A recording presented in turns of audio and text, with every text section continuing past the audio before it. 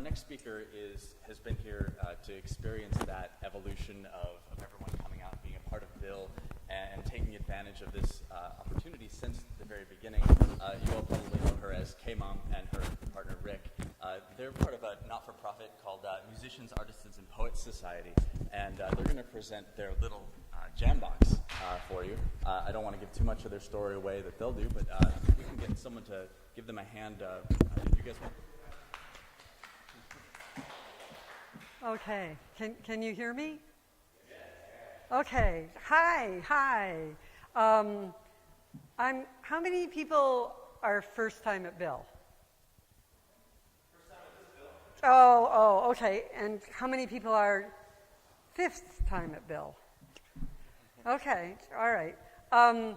The reason people call me Kmom is because my son Todd Huffman is one of the founders of Bill. My first name is Kathy, and this is my fifth Bill, and I've become sort of a mother to a lot of people at Bill, so that's why I'm Kmom. And I speak at Bill, and I've spoken on various subjects, but my subject today is the Musician, Artists, and Poets Society. And I have a sweetheart, this guy. His name is Rick Hayes, Dr. Rick Hayes. He's a forensic auditor for the Treasury Department. I bet you this is the first time a forensic auditor for the Treasury Department has spoken at Bill. And he's down to one job for the first time in many years. He is a professor emeritus of auditing and accounting at Cal State Los Angeles and a double PhD in statistics and economics from the London School of Economics. Okay, so, and a frustrated musician. Okay? Rick is from Texas. His grandfather was a cowboy, a real genuine cowboy, who became a singing cowboy back in the 20s, came to Los Angeles and made records, which have been lost. And I think his grandfather's lost records have haunted him for a long time. Rick had a very brief career as a musician in high school, and he and his band were busted in a biker bar for playing underage in a place where alcohol was served. So that was the end of his career as a musician, and he went on to an extraordinary career in auditing. He is the author of the world's best-selling textbook on international auditing standards, which is not like being Stephen King, and the author of 35 books on accounting. So, facing retirement and down to one job and wondering what to do with his Saturdays rather than teach accounting at Cal State Long Beach or Cal State LA. This is his first Saturday not teaching at Cal State LA. He started a nonprofit, so I want to talk about that. It's called Musicians, Artists, and Poets Society. It's a nonprofit in support of musicians, artists, and poets. It has two platforms. You guys like the word platforms. I've noticed that. Okay, so this is a platform, right? This is the little jam box. Oh, yeah, go ahead.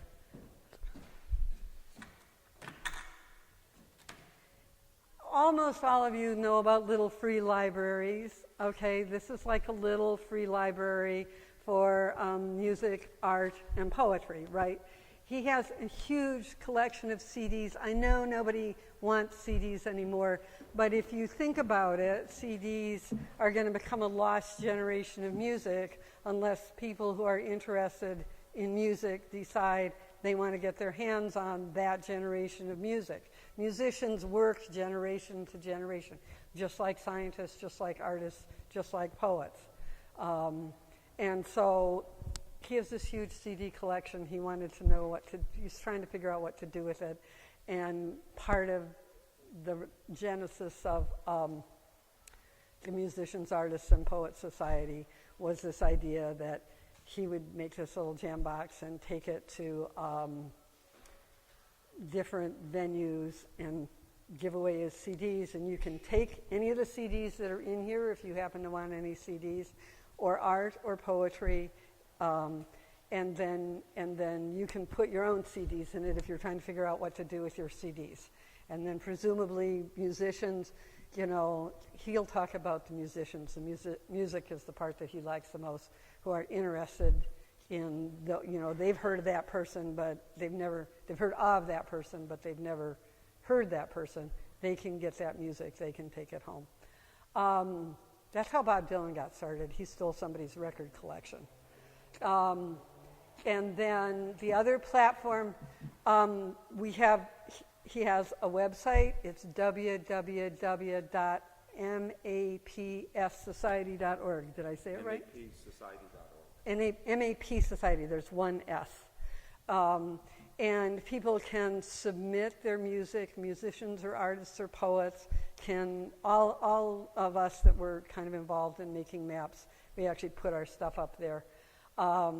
They can submit it and you can be exhibited on the website. So if any of you are artists and you want to, we are a nonprofit, so you can't sell things from that website.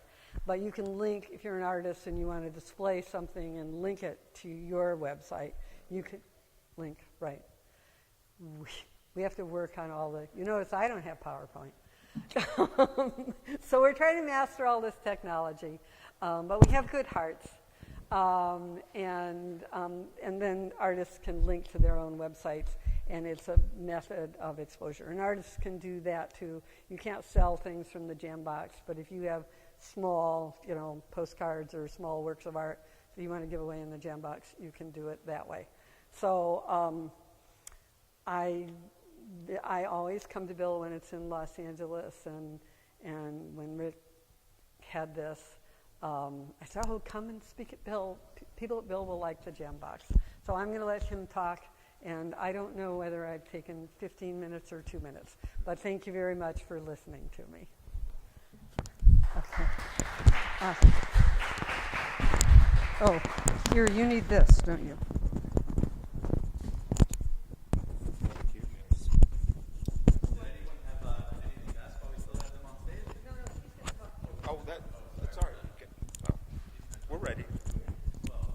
I just wanted to.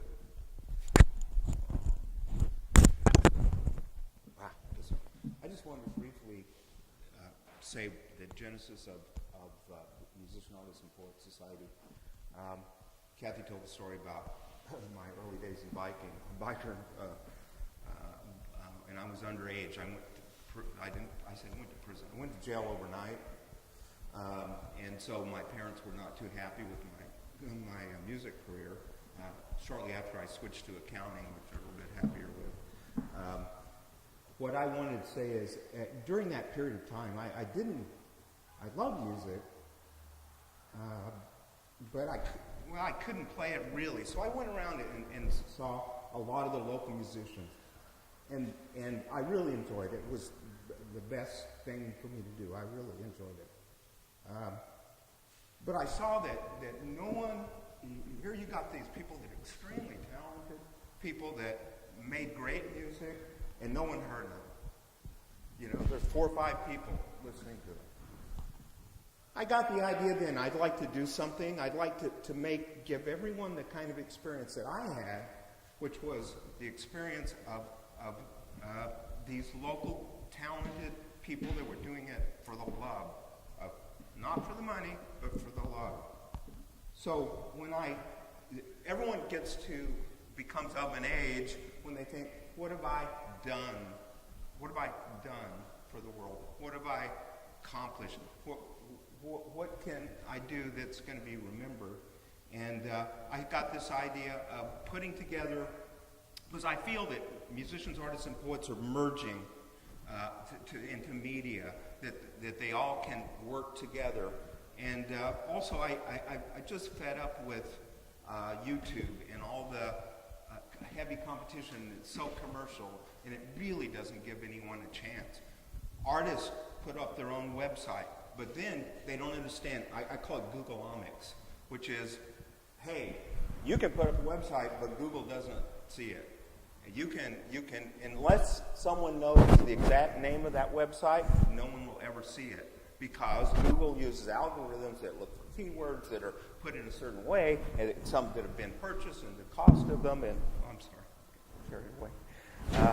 So we can provide them a platform for internet platform for them to put their music out free. Our motto is helping artists, no strings attached. Promoting art, no strings attached. And that's exactly what we want to do. We want to give people that. If they want to make money, that's fine, but they can do it. They can do it for the love of it, and people can actually see what they're doing. Here's a platform, a little jam box. We have CDs. Please take as many as you want to. The idea of this, these are established musicians, but they're people you may not have heard you've heard of, but not heard. Bessie Smith, you've heard of her, but maybe you've never heard any of her songs. Charlie Parker, maybe you've heard of him, but you've never heard his song. So these are CDs for as a general education, especially if you're into music, and maybe this will inspire you. And I guess I can take questions.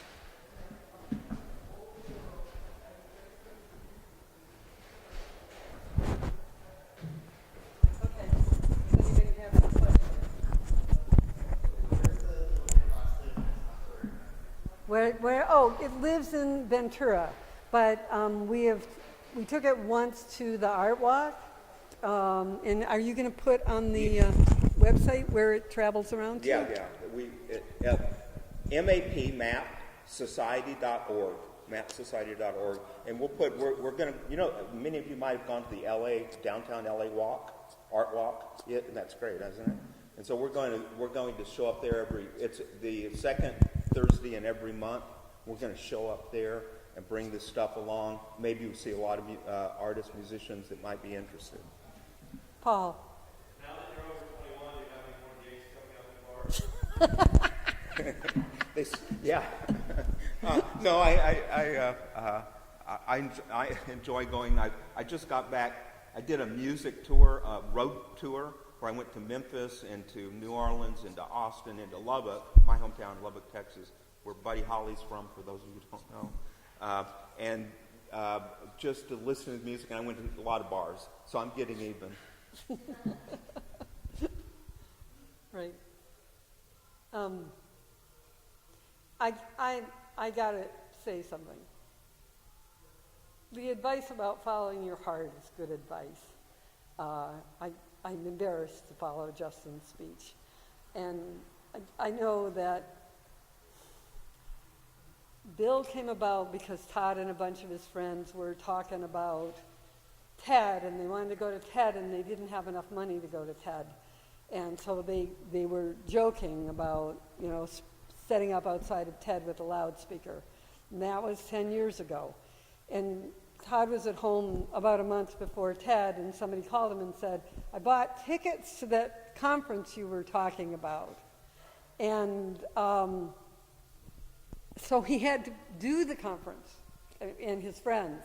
So they actually had to put on the conference. And I remember him calling me afterwards and saying, oh, Mom, there were like 300 people. They rented the community center in Dennis the Menace Park in Monterey. And there wasn't sitting room for everybody, and everybody came. And it is 10 years later, and there have been 65 bills. There have been bills all over the world. And Todd, who founded a company that's got 50 employees, Bill was a side thing. He was really a person who followed his passion in life, and it worked really well. So I would side with Justin. Follow what you love in life, because it will satisfy you. And otherwise, when you get down to one job, you'll be founding a nonprofit. So, all right. Are there any other questions? Oh, yeah. Oh, no. Bob Wills and the Texas Cowboys. Playboys. Playboys. Oh, sorry. Yeah. What is the question? I'm sorry. What are your favorite musicians? Oh yeah, Bob Wills and the Texas Playboys. You know, one of the things that they did, which modern groups do not do, is they toured West Texas, Oklahoma, New Mexico, Mississippi, and they played every night, Monday, Tuesday, Wednesday, all the way through Sunday, every night, for years and years and years with their group. And you could say, with all these, you know, and it might get a little bit crazy in the honky tonks, so you better be good. For them to put in all that time and all that effort, and it really shows. If you've never heard Bob Wills and the Texas Playboys, I know you probably never desired to. It's Texas swing, and it's good. They took some of the big band kind of hits, gave it a Texas country kind of feeling, and yeah, they're my favorite. Oh, yeah, he tells great stories about these old musicians. Are they the ones that worked during the day for the light crust doughboys? They started out as the light crust doughboys, and then they split up. Bob Wills split up with Milton Brown. Milton Brown started a group called Milton Brown and the Musical Brownies. I'm sure you've never heard of them, but you know, it's this really heartfelt swing music. Okay, but they're the light crust doughboys because they worked their day job was working in a mill. So their day job and their night job were the same. They were sponsored and they went on radio, and during the day they worked in this dough factory. Right. Yeah, you don't see that I'll bet you anymore. none of you knew that. And you just wanted to know it too, right? Yeah. Okay, and that was a big genre of music in the 1950s. So now you learned something. I have one more question Yeah. before we wrap up. And then, well, first of all, I mean, you're clearly following your passion here, right? Right. And it doesn't matter where you're at. I mean, you've actually found one thing that you care so much about. It's amazing to see you investing so much in it.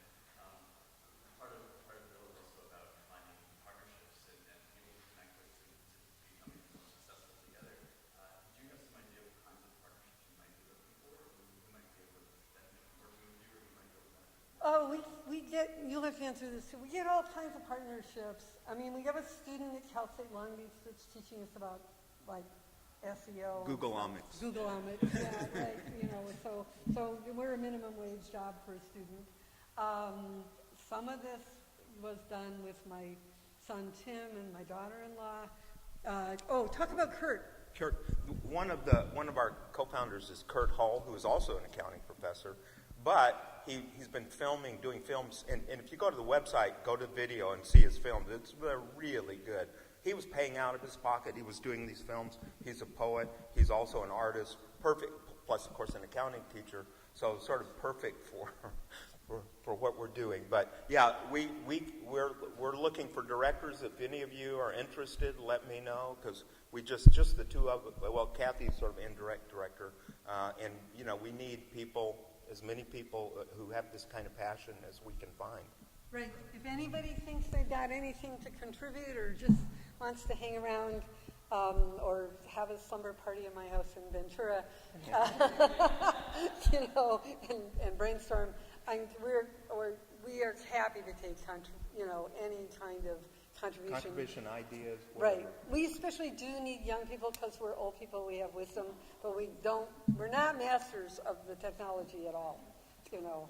And somebody will have to carry it on forward, too. So, all right. Is that enough?